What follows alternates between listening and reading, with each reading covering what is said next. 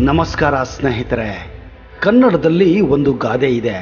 ಅಲ್ಪನಿಗೆ ಐಶ್ವರ್ಯ ಬಂದ್ರೆ ಅರ್ಧ ರಾತ್ರಿಯಲ್ಲಿ ಕೊಡೆ ಹಿಡಿದಿದ್ದಂತೆ. ದುಡ್ಡು ಹೆಚ್ಚಿಗೆ ಆದಾಗ ಮನುಷ್ಯ ಸ್ವಲ್ಪ ಮಟ್ಟಿಗೆ ಹುಚ್ಚನಾಗುತ್ತಾನೆ. ಇನ್ನು ಕೆಲವರು ಹೆಚ್ಚಿಗೆನೆ ಹುಚ್ಚರಾಗಿಬಿಡುತ್ತಾರೆ. ಆಗ ಅವನಿಗೆ ಹೊಟ್ಟೆ ಚಿಂತೆಗಿಂತ ಬೇರೆ ಬೇರೆ ಆಸಕ್ತಿಗಳು, ಹುಚ್ಚುತನ, ಹವ್ಯಾಸಗಳು ಹೆಚ್ಚುತ್ತಾ ಹೋಗುತ್ತವೆ. ದುಡ್ಡು ಹೆಚ್ಚಾದಾಗ ಕೆಲವೊಬ್ಬರಿಗೆ ಬೇರೆ ಬೇರೆ ಕಾರುಗಳನ್ನ, ಹೆಲಿಕಾಪ್ಟರ್ಗಳನ್ನ ಖರೀದಿಸಬೇಕನ್ನೋ ಆಸೆ ಹುಟ್ಟುತ್ತದೆ. ಇನ್ನು ಕೆಲವರು ಚಿತ್ರ ವಿಚಿತ್ರ ಅರಮನೆಗಳನ್ನ, ಬಂಗಲೆಗಳನ್ನ, ರಿಸಾರ್ಟ್ಗಳನ್ನ ಕಟ್ಟುತ್ತಾರೆ. ಹಾಗೆಯೇ ಇನ್ನು ಕೆಲವರು ದೇಶ ವಿದೇಶಗಳಿಗೆ ಪ್ರವಾಸ ಮಾಡಲು ಬಯಸುತ್ತಾರೆ. ಆದರೆ ಇವತ್ತಿನ ಈ ವಿಡಿಯೋದಲ್ಲಿ ನಾನು ನಿಮಗೆ ದುಡ್ಡು ಹೆಚ್ಚಾದಾಗ ಕೆಲವರು ಮಾಡುವ ಅತಿರೇಕದ ಆಸಕ್ತಿಗಳ ಬಗ್ಗೆ ಹೇಳಕ್ಕೆ ಹೋಗ್ತಾ ಇದ್ದೀನಿ. ಚಿನ್ನದ ಮೇಲಿನ ಮೋಹ ಯಾವ ಮಟ್ಟಕ್ಕೆ ಇದೆ ಎಂದು ನಿಮಗೆ ನಾನು ತೋರ್ಸೋಕೆ ಹೋಗ್ತಾ ಇದ್ದೀನಿ. ಒಂದು ವೇಳೆ ನೀವು ನಮ್ಮ ಚಾನೆಲ್ ಅನ್ನ ಇನ್ನೂ ಸಬ್ಸ್ಕ್ರೈಬ್ ಮಾಡದೇ ಇದ್ರೆ ದಯವಿಟ್ಟು ಈಗಲೇ ಸಬ್ಸ್ಕ್ರೈಬ್ ಮಾಡಿ, ಜೊತೆಗೆ ಬೆಲ್ ಐಕನ್ ಕೂಡ ಪ್ರೆಸ್ ಮಾಡಿ.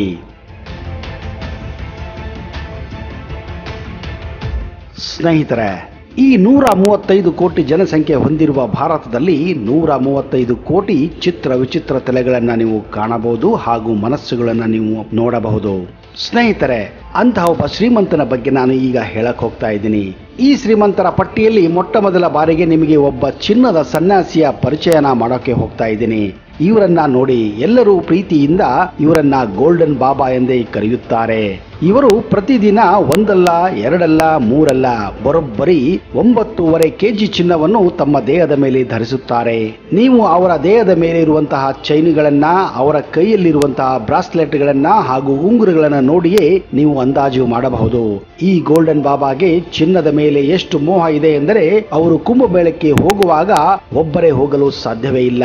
ಕಾರಣ ಕಳ್ಳಕಾಕರ ಭಯ, ದರೋಡೆಕೋರರ ಭಯ, ಜೀವದ ಮೇಲೆ ಭಯ. ಇದೇ ಕಾರಣ ಇವರ ಹಿಂದೆ 4 ಪೊಲೀಸರ ಕಂಗಾವಲು ಇರುತ್ತದೆ. ಒಂದು ಪ್ರಶ್ನೆ ಎಲ್ಲರ ಮನಸ್ಸಿನಲ್ಲಿ ಬರೋದು ಸಹಜ. ಅದೇಗೆ ಈ ಒಬ್ಬ ಸನ್ಯಾಸಿಯ ಕೊರಳಲ್ಲಿ ಇಷ್ಟು ಚಿನ್ನ ಬರಲು ಸಾಧ್ಯ ಎಂದು.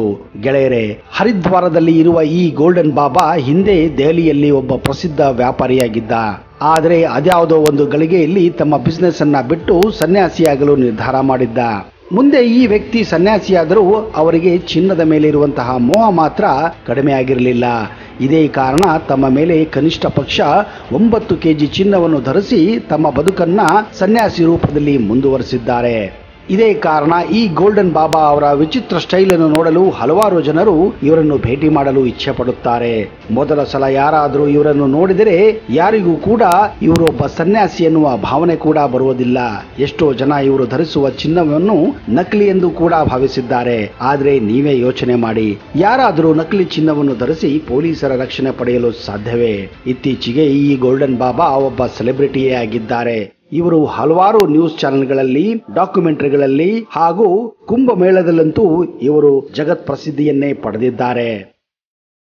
ಇಷ್ಟಕ್ಕೆಲ್ಲ ಕಾರಣ ಅವರು ಧರಿಸಿರುವಂತಹ ಚಿನ್ನ, ಅವರಿಗೆ ಇರುವಂತಹ ಆ ಚಿನ್ನದ ಮೇಲೆ ಇರುವಂತಹ ಮೋಹ.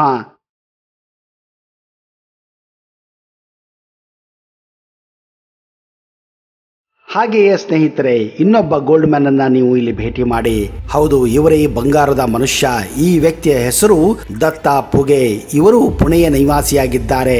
ಈ ವ್ಯಕ್ತಿಗೆ ಚಿನ್ನದ ಮೇಲೆ ಇರುವಷ್ಟು ಹುಚ್ಚು, ಮೋಹ, ಪ್ರೀತಿ ನನ್ನ ಪ್ರಕಾರ ಭಾರತದಲ್ಲಾಗಲಿ ಅಥವಾ ವಿಶ್ವದಲ್ಲಾಗಲಿ ಯಾರಿಗೂ ಕೂಡ ಇಲ್ಲ ಎಂದು ನಾನು ಭಾವಿಸಿದ್ದೇನೆ. ಈ ವಿಡಿಯೋ ನೋಡಿದ ಮೇಲೆ ನಿಮಗೂ ಕೂಡ ಅಂದಾಜು ಸಿಕ್ಕಿರಲೇಬೇಕು. ಶ್ರೀಮಂತರಾದ ಮೇಲೆ ಕೆಲವರು ತಮ್ಮ ಶ್ರೀಮಂತಿಕೆಯನ್ನು ತೋರಿಸಲು 10 ಬೆರಳಿಗೆ ಉಂಗುರಗಳನ್ನ, ಕೈಯಲ್ಲಿ ಬ್ರಾಸ್ಲೆಟ್ಗಳನ್ನ ಹಾಗೂ ಕೊರಳಿಗೆ ಚೈನುಗಳನ್ನ ಹಾಕಿಕೊಳ್ಳುವುದು ಸರ್ವೇ ಸಾಮಾನ್ಯ. ಈ ವ್ಯಕ್ತಿಗೆ ಇರುವ ಚಿನ್ನದ ಮೋಹವನ್ನು ತೋರಿಸೋಕೆ ಬರೀ ಬ್ರಾಸ್ಲೆಟ್, ಚೈನು, ಉಂಗುರ ಅಲ್ಲ, ಅವನು ಧರಿಸುವ ಶರ್ಟು ಕೂಡ ಚಿನ್ನದನ್ನೇ ಮಾಡಿಕೊಂಡಿದ್ದಾನೆ. ಇದರಿಂದಲೇ ನಿಮಗೆ ಗೊತ್ತಾಗಬಹುದು ಈ ವ್ಯಕ್ತಿಗೆ ಚಿನ್ನದ ಮೇಲೆ ಅದೆಷ್ಟು ಹುಚ್ಚು ಇದೆ ಅಂತ. ನೀವು ನೋಡುತ್ತಿರುವ ಈ ವ್ಯಕ್ತಿ ಧರಿಸಿರುವ ಚಿನ್ನದ ಶರ್ಟು ಬರೋಬ್ಬರಿ 3.5 kg ಇದೆ. ಈ ಶರ್ಟ್ ಅನ್ನು ಭಾರತದ ಪ್ರಸಿದ್ಧ ಜ್ಯುವೆಲರಿ ಸಂಸ್ಥೆ ರಂಕಾ ಜ್ಯುವೆಲರ್ಸ್ ತಯಾರಿಸಿದ್ದಾರೆ. ಇದನ್ನು ಖುದ್ದಾಗಿ ರಂಕಾ ಜ್ಯುವೆಲರ್ಸ್ ಮಾಲೀಕ ತೇಜ್ಪಾಲ್ ರಂಕಾ ಅವರೇ ಡಿಸೈನ್ ಮಾಡಿದ್ದಾರೆ.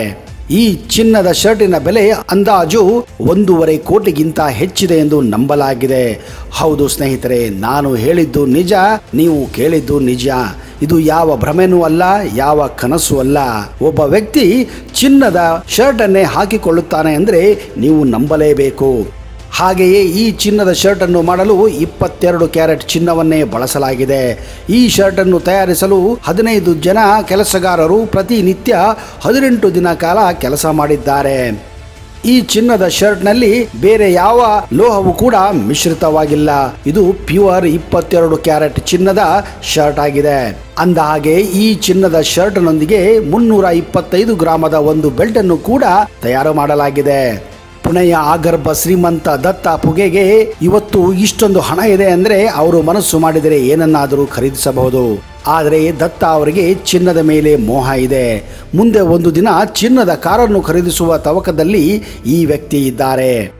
ಆದರೆ ಒಂದು ಕಾಲ ಇತ್ತು ಸ್ನೇಹಿತರೆ, ಈ ದತ್ತ ಪುಗೆ ಹತ್ತಿರ 1 ಗ್ರಾಮ್ ಚಿನ್ನದ ಉಂಗುರವನ್ನು ಕೂಡ ಖರೀದಿಸುವಷ್ಟು ದುಡ್ಡು ಇರಲಿಲ್ಲ. ಆದರೆ ಈ ವ್ಯಕ್ತಿ ಅದೇನೋ ಮಾಯ ಮಾಡಿದನೋ ಗೊತ್ತಿಲ್ಲ, ರಾತ್ರಿ ಶ್ರೀಮಂತನಾಗಿದ್ದಾನೆ. ಇವರು ಹೇಳುವ ಪ್ರಕಾರ ಇವರು ಒಂದು ಕೆಮಿಕಲ್ ಫ್ಯಾಕ್ಟರಿಯ ಬಿಸ್ನೆಸ್ ಮಾಡುತ್ತಾರೆ.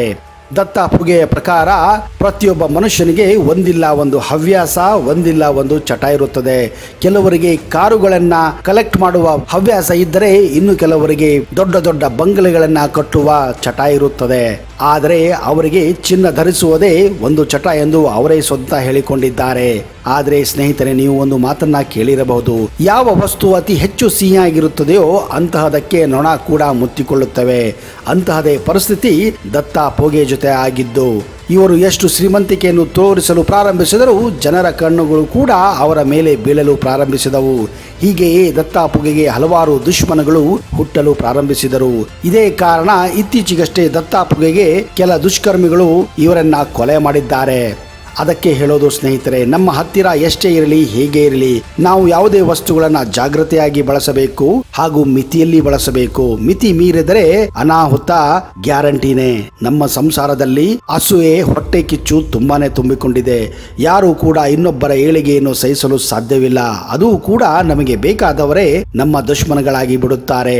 ನಿಮ್ಮ ಹವ್ಯಾಸ, ನಿಮ್ಮ ಚಟಗಳನ್ನ ನಿಮ್ಮ ಮಟ್ಟಿಗೆ ಮಾಡಿಕೊಳ್ಳಿ. ಬೇರೆಯವರ ಕಣ್ಣಿಗೆ ಕುಕ್ಕು ಹಾಗೆ ಮಾಡಬೇಡಿ. ಯಾಕಂದ್ರೆ ಎಲ್ಲರ ಕಣ್ಣುಗಳು, ದೃಷ್ಟಿಗಳು, ನೋಟಗಳು ಒಂದೇ ತರ ಇರುವುದಿಲ್ಲ. ದೃಷ್ಟಿ ಬೀಳುವ ಸಾಧ್ಯತೆ ಜಾಸ್ತಿ ಇರುತ್ತದೆ. ಅದಕ್ಕೆ ನಿಮ್ಮ ಹದ್ದಿನಲ್ಲಿ ನೀವು ಇರಿ. ಇಲ್ಲ ಅಂದ್ರೆ ಅಪಾಯ ಕಟ್ಟಿಟ್ಟ ಬುತ್ತಿ.